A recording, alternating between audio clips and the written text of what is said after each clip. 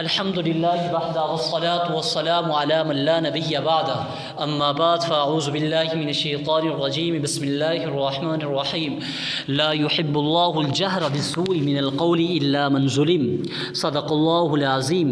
سب سے پہلے درود و سلام جناب محمد رسول اللہ صلی اللہ علیہ وسلم پر درود پڑھیے۔ اللہم صلی علی سیدنا و مولانا محمد وعلی آل سیدنا و مولانا محمد وبارک وسلم وصلی علیہ۔ معزز سامعین، 5ویں پارے کے آخر میں منافقوں کی مذمت تھی اور ان کو سخت ترین عذاب کی وعید سنائی گئی تھی۔ اب 6 پارے کے شروع میں یہ بتایا گیا کہ اللہ بری باتوں کے اظہار کو پسند نہیں کرتا مگر جب کیا ہو، نقصان کا خطرہ ہو یا جو ظالم ہو اس کی مذمت کی جا سکتی ہے۔ اگر کوئی شخص کسی پر ظلم کرتا ہے تو اور وہ ظالم کی کسی کو شکایت کرتا ہے یا عدالت میں چارہ جوئی کرتا ہے تو یہ عدل و انصاف ہے، جرائم اور ظلم کے بند ہونے کا سبب ہے۔ مظلوم کا آواز اٹھانا اور کسی کو شکایت کرنا غیبت بھی نہیں ہے، لیکن اگر مظلوم صبر کرے اور معاف کر دے تو آخرت میں بڑا اجر ملے گا۔ وما قتلوه وما صلبوه ولكن شبع لهم، آگے بیان فرمایا بل رفعه الله الیہ وکان اللہ عزیزا حکیما۔ معزز سامعین، منافقین کی مذمت کے بعد یہودیوں کے جرائم کا تذکرہ ہے، اس لیے کہ یہودی جو تھے وہ کفر اور گمراہی میں منافقین کے بھائی تھے۔ پہلا جرم، ان کے جرائم میں سے پہلا جرم، انہوں نے حضرت مسیح علیہ السلام کو قتل کرنے کا ارادہ کیا، لیکن اللہ رب العزت نے ان کی حفاظت فرمائی اور انہیں باعزت طریقے سے آسمانوں پر اٹھا لیا۔ وما قتلوه وما صلبوه ولكن شبه لهم، یہاں سے اللہ تعالیٰ نے تردید فرمائی ان کے عقیدہ بد کی، یعنی یہودیوں نے نہ تو حضرت عیسیٰ علیہ السلام کو قتل کیا ہے اور نہ ہی سولی پر چڑھایا ہے، بلکہ اللہ تعالیٰ نے انہیں باحفاظت آسمانوں پر اٹھا لیا ہے۔ اہل سنت والجماعت کے ہاں قرب قیامت حضرت عیسیٰ علیہ السلام کے نزول کا عقیدہ قطعی اور اجماعی ہے۔ وَلَا تَقُولُوا ثَلَاثَ انتَهُوا خَيْرٌ لَكُمْ، یہودیوں کے بعد اہل کتاب کے دوسرے گروہ یعنی نصارہ عیسائیوں کا تذکرہ ہے، جن کا انتہائی غلط عقیدہ یہ تھا کہ خدا ایک نہیں ہے۔ عیسائیوں کے 3 فرقے تھے، ایک کہتا تھا حضرت عیسیٰ علیہ السلام خود خدا ہے، اور دوسرا فرقہ کہتا تھا کہ عیسیٰ علیہ السلام اللہ تعالیٰ کے بیٹے ہیں، تیسرا جو عقیدہ تھا، ان کا نظریہ تھا، تیسرے فرقے کے لوگ، وہ کہتا تھا کہ 3 میں سے تیسرے ہیں، یعنی اللہ تعالیٰ، روح القدس اور عیسیٰ علیہ السلام، تینوں کا مجموعہ خدا ہے۔ وَلَا تَقُولُوا ثَلَاثَ انتَهُوا خَيْرًا لَكُمْ، یہاں ان کے عقیدہ تثلیث کی تردید فرمائی کہ عیسیٰ علیہ السلام حضرت مریم علیہ السلام کے بطن سے پیدا شدہ بشر اور خدا کے سچے رسول ہیں۔ يَسْتَفْتُونَكَ قُلِ اللَّهُ يُفْتِيكُمْ فِي الْكَلَالَةِ، اس آیت میں کلالہ کا ذکر ہے۔ کلالہ وہ ہوتا ہے کہ جس کی اولاد اور والدین نہ ہوں، تجہیز و تکفین، قرض کی ادائیگی اور وصیت کے بعد کلالہ کی ایک بہن ہو تو اسے نصف، 2 یا زیادہ ہوں تو 2/3، بھائی ہو تو ساری وراثت، بہن بھائی دونوں ہوں تو مذکر کو مؤنث سے دگنا حصہ ملے گا۔ بہرحال اس مسئلے کے بارے میں علماء کرام سے ضرور رجوع فرما لینا چاہیے۔ آگے سورہ مائدہ، سورہ مائدہ ترتیب کے اعتبار سے 5ویں نمبر پر ہے اور نزول کے اعتبار سے اس کا 112 نمبر ہے۔ سورہ مائدہ مدنی صورت ہے اور اس میں 120 آیات اور 16 رکوع ہیں۔ وجہ تسمیہ، یعنی اس صورت کو سورہ مائدہ کیوں کہتے ہیں؟ مائدہ عربی کے اندر دسترخوان کو کہتے ہیں، چونکہ اس صورت میں مائدہ دسترخوان کا قصہ مذکور ہے، اس لیے اس کا نام مائدہ رکھ دیا گیا۔ آیت نمبر 112 سے 115 تک اس صورت میں حلال اور حرام چیزوں کا تفصیل کے ساتھ ذکر ہے۔ یا ایھا الذین آمنوا اوفوا بالعقود، اللہ تعالیٰ نے ایمان والوں کو حکم دیا کہ معاہدات کو ضرور پورا کریں، یعنی اہل ایمان کو ہر جائز عہد اور عقد کے پورا کرنے کا حکم دیا گیا ہے، خواہ وہ عہد اور عقد انسان اور رب کے درمیان ہو یا انسان اور دوسرے انسان کے درمیان ہو۔ گویا یہ آیت ان احکام کو بھی شامل ہے جو اللہ نے بندوں پر فرض کیے ہیں، اور خرید و فروخت، شرکت، اجارہ، نکاح اور قسم جیسے تمام عقود کو بھی شامل ہے۔ اس سے یہ بھی ظاہر ہوتا ہے کہ اسلام نے عقود اور عہود کو کتنی اہمیت دی ہے۔ حرمت علیکم المیتہ والدم ولحم الخنزیر وما اہل لغیر اللہ بہ۔ کھانے پینے کی بہت ساری ایسی چیزوں کی حرمت کا اعلان کیا گیا ہے اس آیت میں جنہیں زمانہ جاہلیت میں حلال سمجھا جاتا تھا۔ حرمت کی حکمت یہ ہے کیونکہ ان چیزوں کے کھانے میں صحت اور جسم کا بھی نقصان ہے، فکر اور نظر کا بھی نقصان ہے، دین و اخلاق کا بھی نقصان ہے۔ اس آیت میں تقریباً اللہ رب العزت نے 9 چیزوں کو حرام قرار دیا ہے۔ پہلی ہے حرمت علیکم المیتہ، مردار، دوسرے نمبر پر ہے بہنے والا خون، تیسرے نمبر پر ہے خنزیر، وما اہل بہ لغیر اللہ، وما اہل لغیر اللہ بہ، وہ جانور جس پر غیر اللہ کا نام لیا گیا ہو۔ آگے وہ جانور جو گلا گھونٹ کر ہلاک کیا گیا ہو، اور جو سخت ضرب کے ذریعے، سخت مارنے کے ذریعے ہلاک کیا گیا ہو، اور وہ جانور جو اوپر سے نیچے لڑکتا ہوا گر کر مر جائے، اور آگے جو کسی سے ٹکر یا تصادم سے ہلاک ہو گیا ہو، اور وہ جانور جسے کسی درندے جانور نے پھاڑ دیا ہو اور وہ مر گیا ہو، تو ان کا کھانا حرام ہے۔ البتہ اضطرار کی حالت یعنی مجبور ہونے کی حالت، جب کہ جان کو خطرہ لاحق ہو، تو ان کا اتنی مقدار میں کھانا جائز ہے جن سے جان بچ جائے۔ معزز سامعین، یہاں پر یہ ذہن میں رکھ لیں جو پہلے 4 ہیں، پہلے 4 کے علاوہ اگر کسی جانور کو زندہ حالت میں پا کر ذبح کر دیا گیا تو وہ حلال ہو جائے گا۔ حلال اور حرام کے بیان کے بعد اللہ رب العزت نے مسلمانوں پر اپنے اس فضل و انعام اور احسان کا ذکر فرمایا کہ اللہ نے انہیں وضو اور غسل کے ذریعے ظاہر اور باطن کے اعتبار سے پاک کیا، تاکہ وہ روحانی طور پر اللہ تعالیٰ کے ساتھ مناجات کے لیے تیار ہو سکے۔ بندوں پر اللہ کے فضل و احسان میں سے ایک یہ بھی ہے کہ پانی کے استعمال کی قدرت نہ ہونے کی صورت میں تیمم کی اجازت دی گئی۔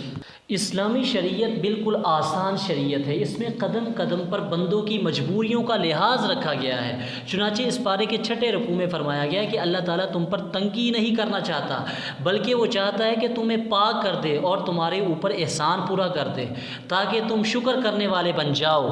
الیوم اکملت لکم دینکم واتممت علیکم نعمتی ورضیت لکم الاسلام دینا۔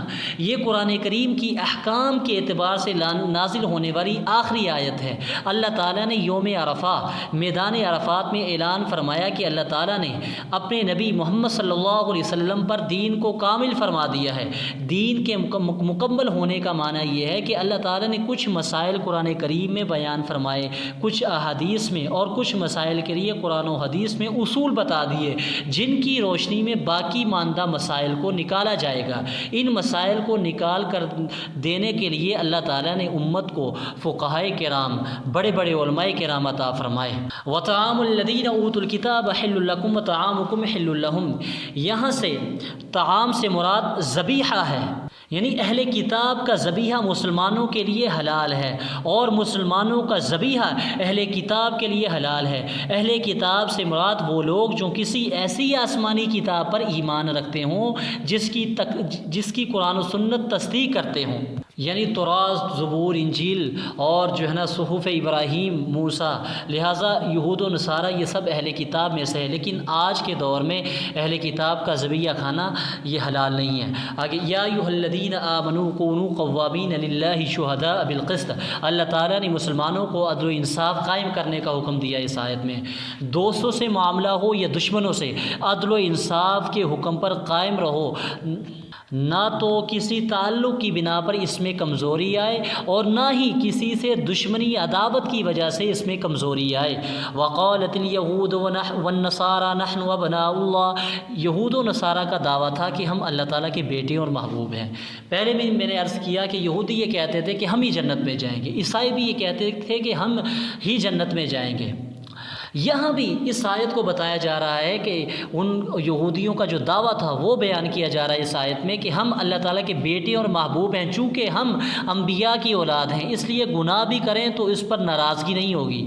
ان کے اس دعوے کو باطل کرنے کے لیے نبی اکرم صلی اللہ علیہ وسلم کو خطاب کیا کہ آپ ان سے پوچھیں، اچھا پھر بتاؤ کہ اللہ تعالیٰ تمہیں آخرت میں عذاب کیوں دیں گے؟ سورہ بقرہ میں یہودیوں کا قول مذکور ہے کہ اگر ہمیں عذاب ہوا بھی تو گنتی کے چند دن ہوگا، جب تمہیں خود بھی اقرار ہے کہ تمہیں عذاب ہوگا تو کیا کوئی باپ اپنے بیٹے یا محبوب کو عذاب دے گا؟ یعنی تمہارا اپنا دعویٰ ہے کہ ہم اللہ کے جو ہے نا بیٹے ہیں، پسندیدہ لوگ ہیں، اور خود یہ بھی کہتے ہیں کہ ہمیں جو ہے نا بس چند دن ہی عذاب ہوگا، تو کیا کوئی باپ اپنے بیٹے یا محبوب کو عذاب دیا کرتا ہے؟ اس مذمت اور تردید کے بعد اللہ رب العزت نے انہیں دین حق اور خاتم الانبیاء صلی اللہ علیہ وسلم پر ایمان لانے کی دعوت دی ہے۔ وَاتْلُ عَلَيْهِمْ نَبَأَ ابْنَيْ آدَمَ بِالْحَقِّ، اس آیت میں انسانیت میں جو پہلا قتل ہوا تھا اس کا ذکر ہے۔ حضرت آدم علیہ السلام کے 2 بیٹے تھے، حابیل اور قابیل۔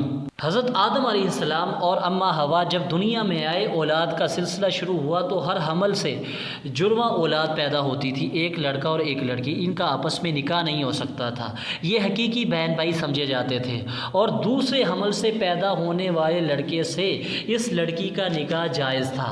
قابیل کے ساتھ جو لڑکی پیدا ہوئی تھی وہ بہت خوبصورت تھی، حابیل کے ساتھ جو لڑکی پیدا ہوئی وہ کم خوبصورت تھی، اسی وجہ سے قابیل نے حابیل کا قتل کر دیا۔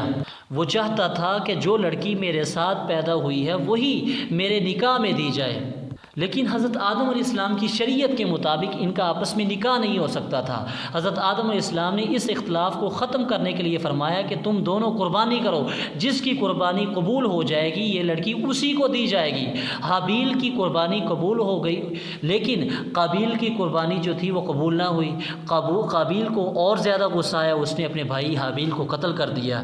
یہ تھا انسانیت کا پہلا قتل۔ انما جزاء الذین یحاربون اللہ ورسولہ یسعون فی الارض فسادا، یہاں سے ڈاکوؤں باغیوں کی سزا کو بیان کیا گیا ہے۔ اس کی 4 صورتیں ہیں، ان کو قتل کیا جائے گا یا سولی پر لٹکایا جائے گا، یا مخالف جانب سے ہاتھ پاؤں کاٹے جائیں گے، یا جلا وطن کا کیا جائے گا۔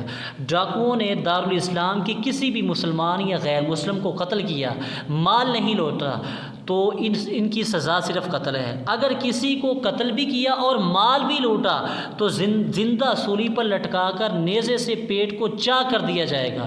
اگر صرف مال لوٹا تو مخالف جانب سے ہاتھ پاؤں کاٹے جائیں گے، اور اگر قتل بھی نہیں کیا اور مال بھی نہیں لوٹا، یعنی صرف ڈرایا، تو ان کو زمین سے نکال دیا جائے گا۔ اور ان سزاؤں کا بنیادی مقصد جرائم کو ختم کرنا ہے، اور یہ سزا دینا حکومت وقت کا کام ہے، نہ کہ ہر ایرا گیرا نتھو کہرے کا۔ والسارق والسارقۃ فاقطعوا ایدیہما، کوئی شخص کسی دوسرے کا مال کسی محفوظ جگہ سے بغیر اس کی اجازت کے چھپ کر لے لے تو اس کو چوری کہتے ہیں۔ قرآن کریم میں عموماً خطاب مردوں کو ہوتا ہے، عورتیں ضمناً اور طبعاً شامل ہوتی ہیں، لیکن یہاں حد کا معاملہ تھا تو عورتوں کا ذکر بھی صراحتاً فرمایا، کیونکہ حدود شبہات سے ساکت ہو جاتی ہیں۔ چور مرد ہو یا عورت، اگر مال مسروقہ کا نصاب پورا ہو تو ہاتھ کاٹا جائے گا، یعنی 10 درہم کی مقدار اگر کسی نے کسی کا مال چرایا تو اس کا ہاتھ کاٹا جائے گا۔ یہاں یہ بات سمجھ لینی چاہیے کہ اسلام انسان کی جان، عزت اور مال کی حفاظت کو بڑی اہمیت دیتا ہے، اور ان کے لیے خطرہ بننے والوں کے لیے ایسی عبرتناک سزائیں تجویز کرتا ہے کہ ان کا تصور ہی انسان کو جرم کے ارتکاب سے روک دے، اور ایسے لوگوں کو سر اٹھانے کا موقع نہ ملے جو اجتماعی امن کے لیے خطرہ ثابت ہوں۔ چند لوگوں کے ہاتھ کٹنے سے لاکھوں انسانوں کو اگر امن اور سکون میسر آ جاتا ہے تو یہ اس گھاٹے کا سودا نہیں ہے۔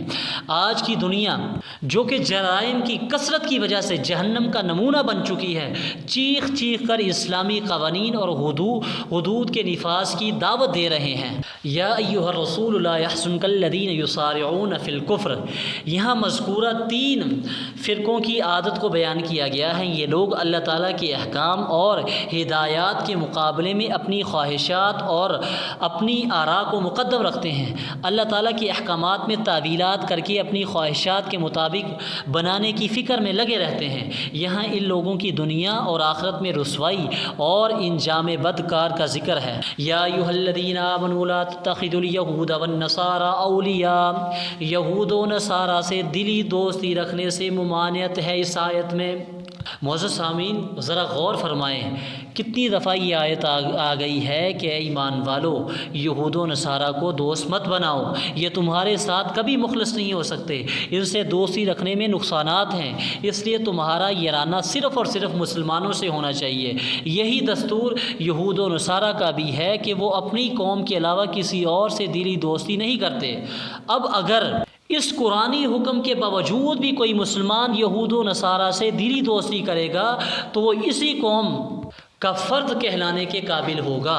یا ایھا الذین آمنوا من یرتد منکم عن دینہ فسوف یأتی اللہ بقوم یحبهم ویحبونہ، اگر مسلمانوں میں سے کچھ لوگ مرتد ہو جائیں یعنی اسلام سے پھر جائیں تو دین اسلام کو کوئی نقصان نہیں پہنچائے گا اور نہ ہی دین اسلام کو کوئی نقصان پہنچے گا، کیونکہ اللہ تعالیٰ نہ تمہارے محتاج نہیں ہے۔ اگر تم اللہ تعالیٰ کے دین کو سنبھالو گے تو یہ تمہاری دنیا اور آخرت کے لیے اچھا ہوگا، اور اگر تم خدا کے مقابلے میں اپنی مرضی چلاؤ گے اور خدا کے دین کی حفاظت اور دعوت و تبلیغ کی خدمت انجام نہیں دو گے تو اللہ تعالیٰ تمہاری جگہ کسی دوسری جماعت کو لے جائیں گے جو اخلاق و اعمال میں اعلیٰ ہوگی۔ پھر اللہ تعالیٰ ان نئے لوگوں سے پیار کریں گے اور وہ اللہ تعالیٰ سے پیار کریں گے، اللہ تعالیٰ کے راستے میں جہاد کریں گے، کسی ملامت کرنے والے کی ملامت سے بالکل بھی نہیں ڈریں گے۔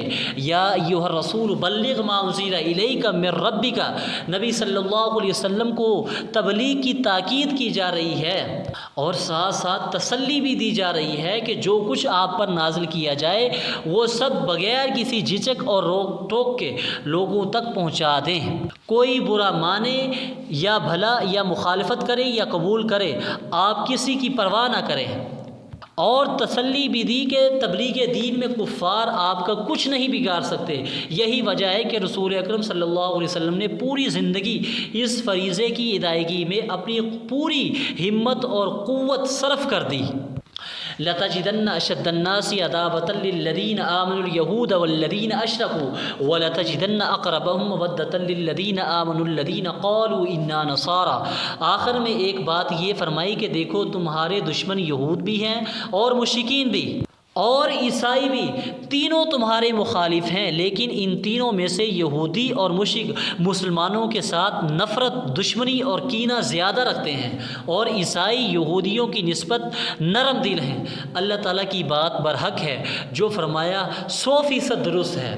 جب یہود و نصارہ ہمارے دشمن ہیں تو ہمیں بھی اس بات کا اہتمام کرنا چاہیے کہ ہم بھی انہیں اپنا دشمن سمجھیں، خیر خواہ نہ سمجھیں۔ اللہ تعالیٰ نے اپنے پیغمبر صلی اللہ علیہ وسلم کو قرآن کریم کی سورہ بقرہ میں فرمایا وَلَن تَرْضَىٰ عَنكَ الْيَهُودُ وَلَا النَّصَارَىٰ حَتَّىٰ تَتَّبِعَ مِلَّتَهُمْ، اے پیغمبر یہ یہود و نصارہ آپ سے تب راضی ہوں گے جب آپ یہودی یا عیسائی بن جائیں، الیاذ باللہ، اور ایسا ہونا نہیں ہے۔ اللہ تعالی ہمیں حضور اقدس صلی اللہ علیہ وسلم کا سچا اور پکا امتی بنائیں اور شریعت کے مطابق زندگی گزارنے کی توفیق عطا فرمائے۔ آمین۔ وآخر دعوانا الحمد للہ رب العالمین۔